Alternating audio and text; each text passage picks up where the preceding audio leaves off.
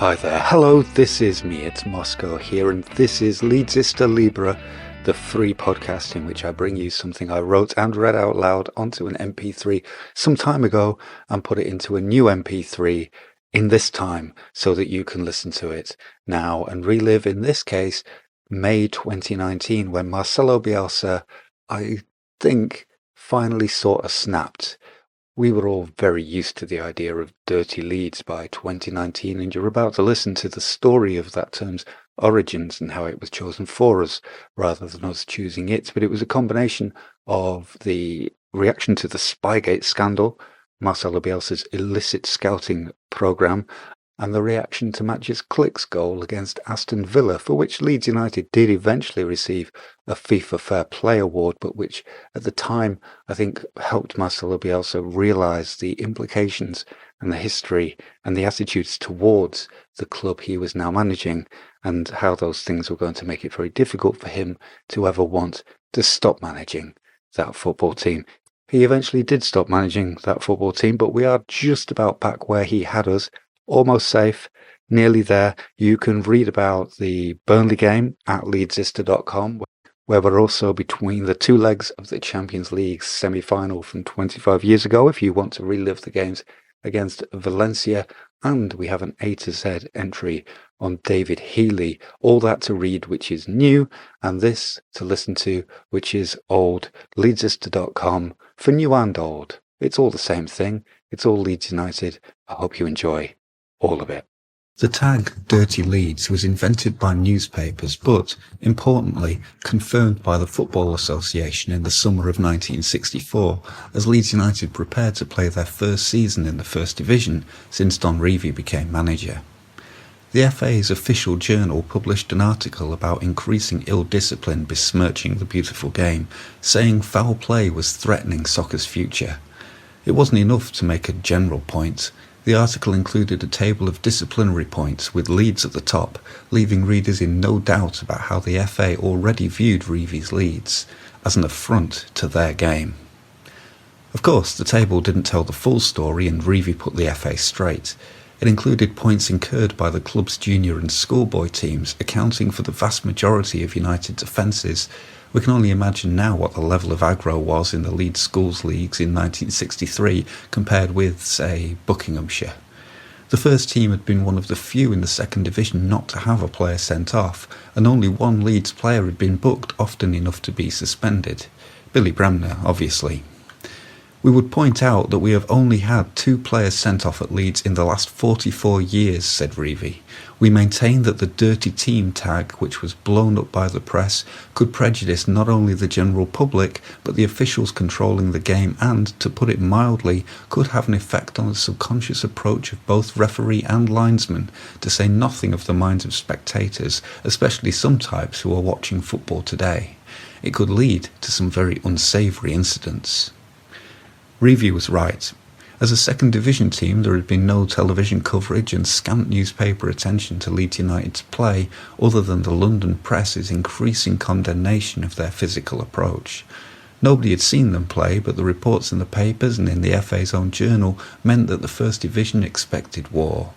Few teams at that time regarded themselves as shrinking violets, so when Leeds took to the pitch, they faced sides that were determined to get their retaliation in first, so that before Albert Johansson could dazzle on one wing, Johnny Giles could work craftily on the other, or Billy Bremner could control the game with intelligence and skill.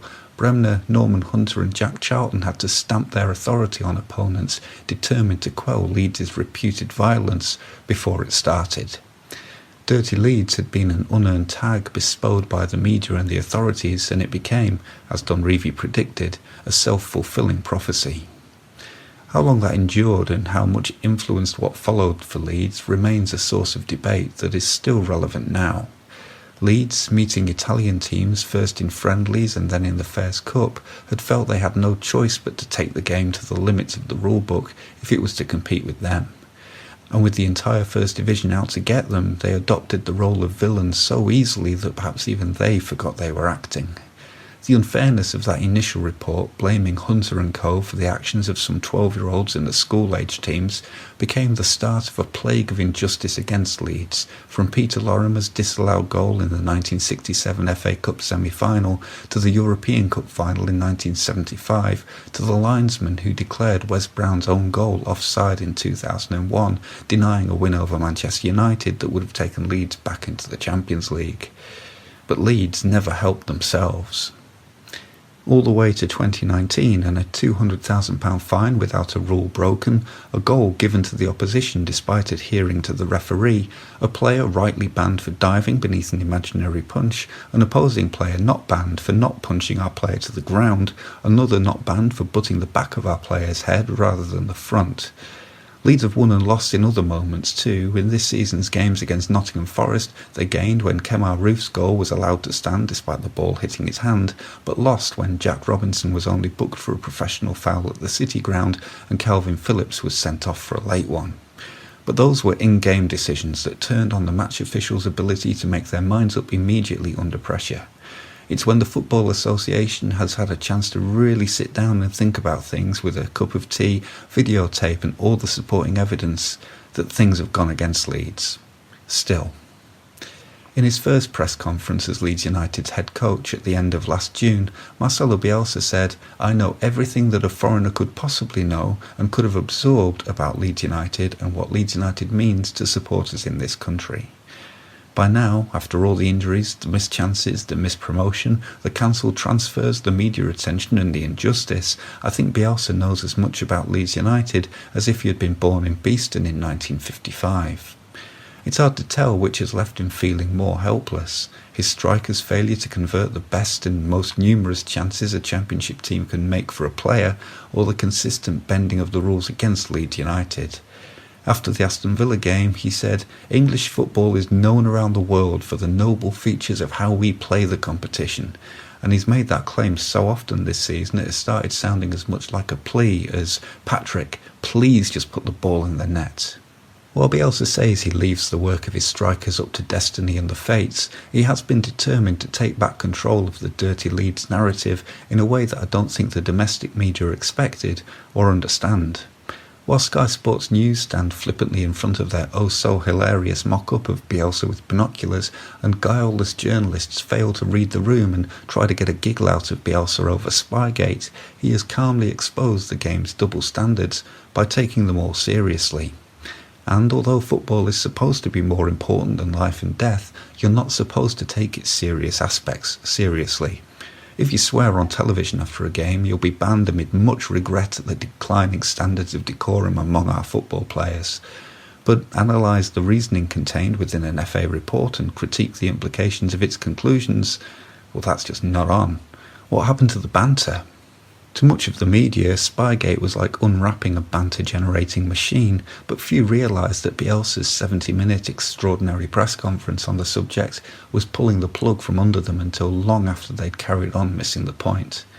After making his explanation, Bielsa never brought it up again, until the fine was announced and he said merely that he was glad the affair was over. And last week, when he clarified that he had taken responsibility for the situation and paid the £200,000 fine himself. Last week was when Bielsa's tipping point was reached, as he drew out the hypocrisy in the FA's banning Pat Bamford for simulation, then not banning Conor Hourihane because Matches Click didn't simulate pain when he was jabbed in the stomach by Villa's midfielder.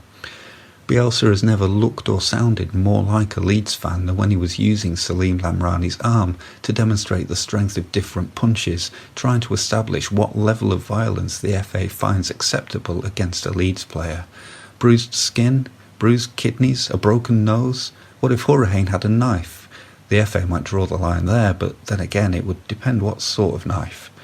After his exasperated explanation of the implications of the FA's ruling, I half expected Bielsa to pull up a videotape of Leeds against Bayern Munich in 1975 and get stuck into UEFA 2, and I fully suspected that Bielsa is now too far gone with Leeds United for this to be his only season at Elland Road.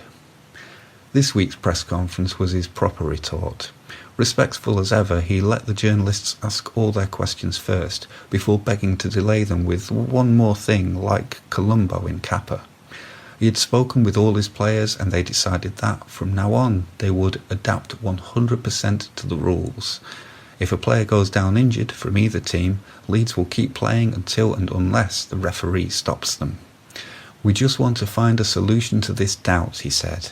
We will say before the game to the referee and the head coach and captain of Derby County that we will behave like that. No doubt, no ambiguity and no drama. No raising of the commentator's voice as a Derby County player goes down to the floor and Richard Keogh's eyeballs come out on stalks as he tries to get the ball put out of play. No repeat of the controversy and about half the day's script thrown in the bin. One of the big questions that would have been at the heart of the coverage of the playoff semi-finals, how would the players react if that situation arose again, was killed stone dead by Bielsa, who has taken the responsibility for answering that situation away from his players, the way he took the responsibility of paying the Spygate fine, the way he's taken responsibility for everything they've done and everything that has happened at Leeds this season, because he's the head coach and he sees that as his job. You that belong to English football, he asked the assembled journalists after telling them about his decision, do you believe there's something wrong in my analysis? I don't want to take the risk that my logic goes against a deeply rooted habit here.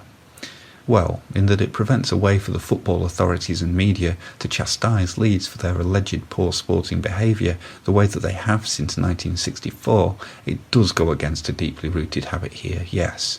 But nobody in the room was about to contradict him, and I suspect that Bielsa knew they wouldn't, and knew the answer anyway. Thank you, he said. No, Marcelo, thank you for learning so quickly that as head coach of Leeds United, your job goes beyond training a team, to managing an unwieldy, unfair and bitter legacy, and for taking the responsibility.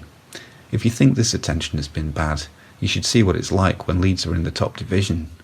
Maybe, next season, you will.